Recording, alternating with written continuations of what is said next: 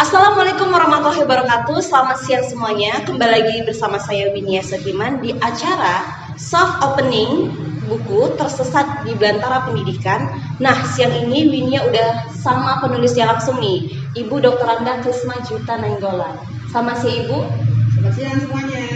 Nah, Ibu Krisma ini gurunya Winia dulu nih waktu masih SMA Negeri 1 Kalau Selatan. Nah, kali ini Winia akan bertanya-tanya dengan Ibu Krisma Juta Nainggolan selaku penulis mengenai buku Tersesat di Belantara Pendidikan. Oke, Ibu kan seorang guru gitu kan. Sejak kapan sih Ibu memulai menulis gitu? Karena selama ini kan waktu Winia masih SMA sama sekali nggak tahu kalau Ibu itu memang pengen buat buku gitu. Memang suka nulis tapi belum pernah tahu kalau Ibu mau buat buku gitu. Baik, menulis sejak usia 14 tahun di SMP kelas 2 itu sudah naik cerpen anak di koran SIP, koran lokal Sumatera Utara. Nah, kemudian tergerak untuk buat buku tunggal di masa-masa pandemi. Saya mengikuti kelas pelatihan sabu-sabu, satu guru satu buku, Wansing Riau. Bersama teman-teman sejumlah 99 orang, kami sepakat untuk membuat buku tunggal. Kemudian Untuk awal mulanya Bu, mengapa memilih judulnya Tersesat di Belantara Pendidikan? Mungkin kan ada mungkin judul yang lain. Kenapa lebih kok Tersesat di Belantara Pendidikan? Apakah sebelumnya Ibu masuk ke dunia pendidikan itu memang terpaksa atau memang dari hati gitu, pengen masuk dunia pendidikan? ya benar. Seperti judul, saya memang di awal itu passionnya nggak di dunia pendidikan. Cita-citanya itu kalau tidak jadi polwan, jadi guide atau jadi wartawan. Nah, kemudian terakhir memilih juga untuk mendaftarkan kuliah di IKIP negeri pada waktu itu ya, sekarang Unimed. Nah, dengan jurusan ilmu administrasi perkantoran. Spesialisasinya itu ilmu ekonomi. Nah, kenapa diambil judul Tersesat? Karena merasa selama 2 tahun itu mengajar sama sekali tidak nyaman, malah jadi beban. Masuk kelas, taruh tas di kelas, suruh murid mencatat, udah selesai, bahasa polunya kombur-kombur doang, gitu dia. Maka kemudian setelah bukunya itu 90% selesai, maka saya berpikir-pikir judul ini harus tertarik. Judul harus menggigit supaya penonton itu kepo ya, bahasa sekarang ya. Nah, kemudian saya sharing dengan tim editor dari Media Guru Indonesia, maka kami sepakatilah judul itu kan tidak boleh terlalu panjang. Dipilihlah dengan judul Tersesat di Belantara Pendidikan sesuai dengan apa yang Ibu alami. Itu dia. Untuk ini Bu, penulis kan, kalau kita jadi penulis itu kan pasti ada, kalau Winia dulu itu masih zaman kuliah, masuk ke misalnya dunia komunikasi, itu kan pasti ada trainingnya dulu gitu, kayak belajar menulis yang baik itu bagaimana. Kan sebelumnya Ibu mengambil pendidikan ekonomi ya Bu, Ya. gitu kan. Apa sih Bu kiat-kiatnya kok Ibu bisa menulis seperti itu? Mungkin teman-teman di rumah, apalagi anak-anak SMA zaman sekarang kan daripada sibuk sosmed, mungkin mereka bisa menulis sesuatu yang bermanfaat gitu. Ya betul, hal itu tentu berkaitan. Jadi kami dari kecil, 15 bersaudara itu, ayah seorang polisi, setiap malam itu mendongengkan sebuah cerita anak.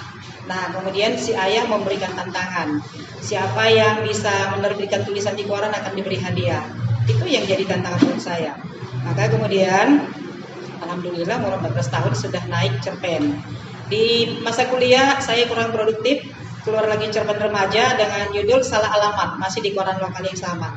Nah, kemudian di masa-masa saya mengabdi di SMA Negeri 1 Kuala Selatan, kebetulan anak-anak baru pada tumbuh, jadi tidak berpikir untuk kembali ke dunia tulis menulis. Tetapi beberapa lomba pernah saya ikuti dan alhamdulillah di provinsi pernah juara 2, di kabupaten juga, dan mengikuti beberapa lomba di tingkat nasional. Nah, kemudian untuk kegiatan menulis di era pandemi sekarang, saya pikir sangat banyak manfaatnya. Daripada anak sekarang kan terlalu banyak menghabiskan waktu main game atau buat status-status yang tidak produktif, atau maaf kalau bahasa anak mudanya itu bahasa statusnya unfaedah gitu ya. Benar. Jadi itu dia, anak muda sekarang, tolonglah manfaatkan waktu sebaik mungkin. Carilah hal-hal yang benar-benar produktif, buat konten atau apa saja. Demikian. Selagi itu positif ya Bu? Iya, betul. Untuk menulis buku ini Bu, memakan waktu berapa lama Bu? Nah kebetulan kami di kelas Kuansing Riau itu diberi limit hanya 1 bulan harus selesai. Jadi saya terus terang kalau menulis ini butuh mood. Kalau moodnya baik bisa sampai subuh, nggak tidur. Nah 3 hari terakhir jelang injury time baru saya kejar. Nah disitulah bermunculan kemudian ide-ide untuk mengisi beberapa outline dalam tulisan saya itu. Terpaksa saya harus minta testimoni dari alumni yang sudah 24 tahun atau bahkan 25 tahun saya gini. Karena untuk merecall memori itu ternyata sangat susah. Untuk Ibu sendiri Bu, tantangannya ini sebenarnya Ibu buku ini ditujukan ke semua kalangan atau lebih ke memang khusus orang yang di dunia pendidikan aja gitu. Mungkin kan kalau misalnya yang mungkin dia nggak dunia pendidikan, misalnya kayak kira-kira ada nggak manfaatnya sama mereka? Atau Ibu ini hanya menunjukkan di kalangan orang-orang pendidikan gitu? Buku ini ditujukan terutama kepada orang yang mencintai ilmu, karena ilmu bisa kita dapat dari mana saja. Jadi tidak khusus saya tujukan untuk dunia pendidikan atau dunia akademisi, karena nanti Anda pasti kepo lah kalau saya katakan demikian. Nah, kebetulan Winia ini adalah salah satu inspirasi saya. Dia ada di situ mengambil peran dan beberapa puluh siswa lainnya.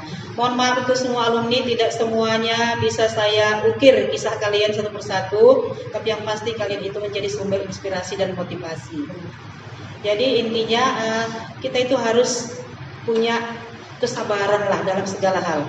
Tidak ada kata tidak mau memulai untuk apa saja. Karena jujur saya selama 2 tahun itu benar-benar blank mengajar. Bisa dikatakan ilmu punya, tapi kemauan tidak ada. Berarti salah satu motivasi Ibu untuk membuat buku ini ya benar-benar ingin memberikan manfaat ke semua orang lah.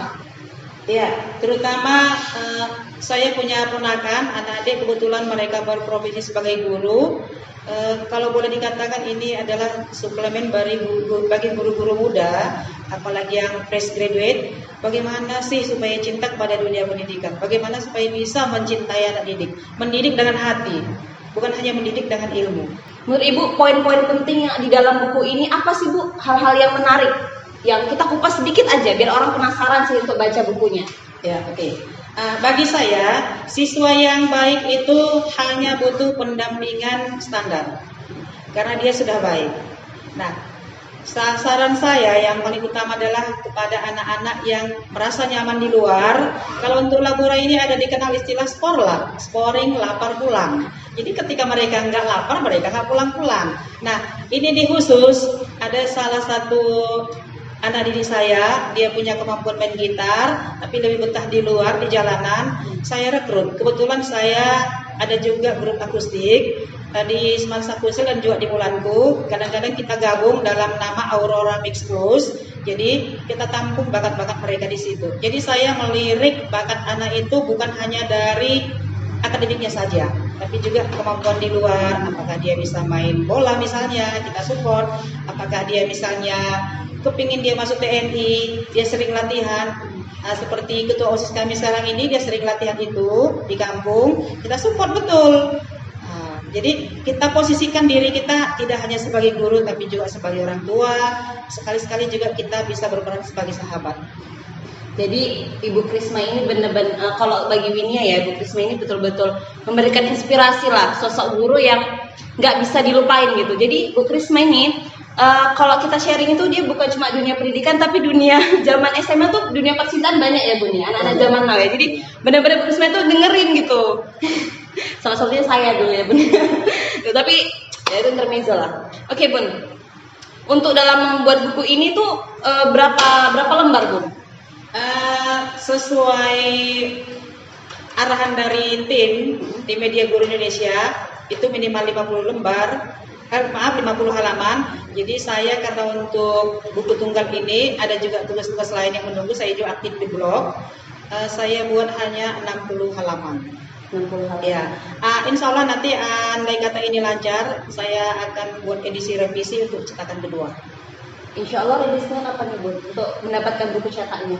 Ya, saya kebetulan pakai penerbit indie, artinya kita biaya sendiri. Jadi ini modelnya pre-order. Insya Allah nanti bulan Februari awal sudah bisa launching bukunya, sudah bisa di tangan Winia. Oke, jadi ini bukunya bisa dapat secara online ya Bun ya? Tidak online karena masih Oh. ya masih antri di percetakan. Tapi bisa dipesan secara online. Bisa. Kita sudah kita promo lewat Twitter, lewat blog dan Facebook, Instagram juga. Dibantu oleh alumni. Oke, pokoknya teman-teman kalau misalnya mau order langsung kontak Ibu Prisma Juta Nenggolan atau nanti kontak ke Semansa Kusal TV. Oke Bun, terakhir nih.